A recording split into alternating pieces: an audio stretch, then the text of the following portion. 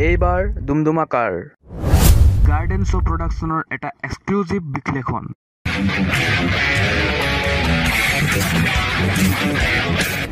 আহি পৰিছে ইলেকশ্যনৰ বতৰ। মাত্ৰ কেইমাহমানহে বাকী 2021 ইলেকশ্যনৰ বাবে।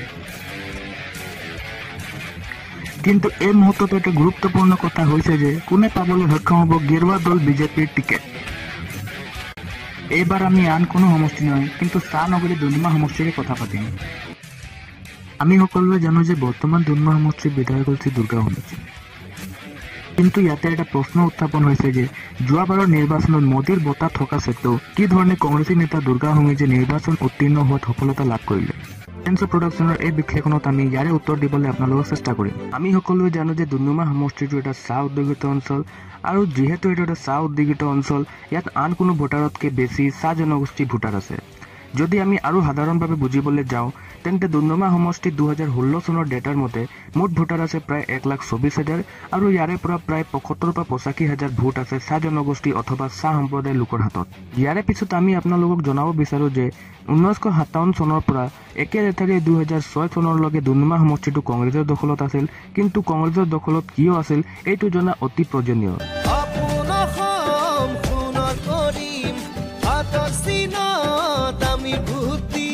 যিহেতু ডুমডুমা সমষ্টিটো এটা চাহ উদ্যোগিত অঞ্চল আৰু ইয়াত চাহ জনগোষ্ঠীৰ লোকৰ সংখ্যা বেছি আছে, কংগ্ৰেছ দলৰ সফল ৰাজনৈতিক নীতিৰ প্ৰমাণ সহকাৰে প্ৰতিবাৰে ইয়াত চাহ জনগোষ্ঠীৰ প্ৰতিনিধিক দলীয় টিকেট দিয়া হৈছে, আৰু প্ৰায় 60 বছৰলৈ ডুমডুমা সমষ্টিটোক নিজৰ দখলত ৰাখিবলৈ সক্ষম হৈছে।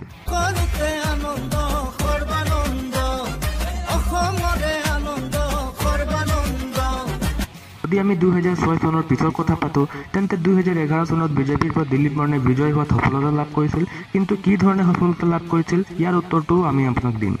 2011 চনত কংগ্ৰেছৰ পৰা টিকেট পাইছিল ACMSৰ সাধাৰণ সম্পাদক ৰূপেশ গোৱালাই, আৰু বিজেপিৰ পৰা টিকেট পাইছিল দিলীপ বৰ্মাই। কিন্তু কংগ্ৰেছৰ পৰা টিকেট নোপোৱাৰ ক্ষোভত দুৰ্গা সমীজে নিৰ্দলীয় খেলিছিল। ইয়াৰ কাৰণে চাহ জনগোষ্ঠীৰ ভোটটো বিভাজন হ'ল আৰু বিজেপিৰ পৰা দিলীপ বৰ্মাই বিজয় লাভ কৰিলে। 2016 চনত আকৌ কংগ্ৰেছৰ পৰা দুৰ্গা সমীজে টিকেট পালে আৰু বিৰোধী দল বিজেপিৰ প্ৰাৰ্থী দিলীপ বৰ্মাক মুখ ঠেকেচা দিয়াত সফলতা লাভ কৰিলে। আমি দুৰ্গা সমীজে আকৌ টিকেট পালে সেইকাৰণে কৈছোঁ কিয়নো 2006 চনত দুৰ্গা সমীজে কংগ্ৰেছৰ পৰা টিকেট পাইছিল আৰু বিজয় লাভ কৰিছিল। 2011 চনত কিছু কাৰণে তেওঁ দলীয় টিকেট পোৱাত বিফল হ'ল। সেই ক্ষোভত তেওঁ নিৰ্দলীয় খেলিছিল, যাৰ পৰিণাম সহকাৰে বিজেপি দলৰ পৰা দিলীপ বৰ্মাই বিজয় লাভ কৰিলে।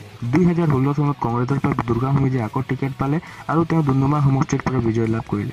এই গোটেই বিশ্লেষণটোত এটা কথা স্পষ্টকৈ ওলাই পৰিছে যে যদিহে বিজেপি দলে 2021 নিৰ্বাচনত চাহ জনগোষ্ঠীৰ লোকক প্ৰাৰ্থিত্ব প্ৰদান নকৰে তেনেহ'লে বিজেপি দলে ডুমডুমা সমষ্টিত আকৌ এবাৰ মুখ ঠেকেচা খাব, কিয়নো কংগ্ৰেছ দলৰ পৰা দুৰ্গা সমীজে আকৌ টিকেট পোৱাটো প্ৰায় নিশ্চিত।